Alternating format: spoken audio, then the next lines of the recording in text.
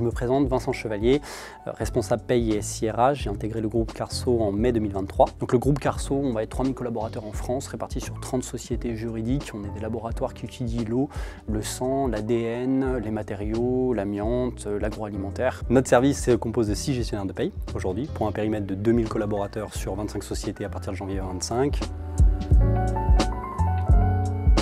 L'intelligence artificielle aujourd'hui, d'un point de vue opération, vraiment concentré sur les opérations, il y aurait 3 points. Comment on augmente la productivité des embauches? Si j'ai 3 outils, je fais 2 saisies, 3 saisies, comment j'arrête ces triples saisies? La gestion de la maladie, comment j'augmente la productivité de la maladie quand on a réglé nos chaînes de valeur?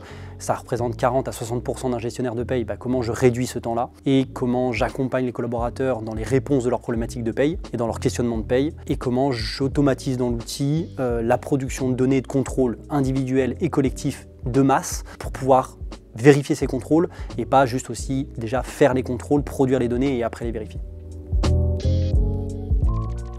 Ça va accentuer la fracture technologique. Celui qui a déjà du mal aujourd'hui à aller plus loin dans la puissance des machines et utiliser les fonctionnalités plus poussées des machines qu'on a aujourd'hui, va vraiment de plus en plus larguer et à la traîne s'il ne veut pas se mettre justement, s'il n'arrive pas à se mettre dans le train de l'intelligence artificielle. Il va s'isoler tout seul. C'est ça qui peut être compliqué en management, de comment on rattrape ces gens-là, on les remet dans le circuit classique de la formation, la montée en compétences itérative classique.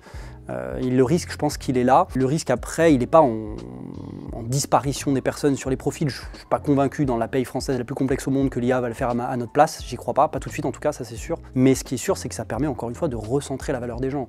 Est-ce que la personne qui crée les modèles de contrat de travail a une valeur, si on peut le faire à la place de l'IA? Est-ce que chercher une formule Excel pendant 2 heures, même sur Google, a de la valeur alors qu'on peut le demander à une IA? Par contre, ça c'est sûr qu'il faut prendre le pas, quoi.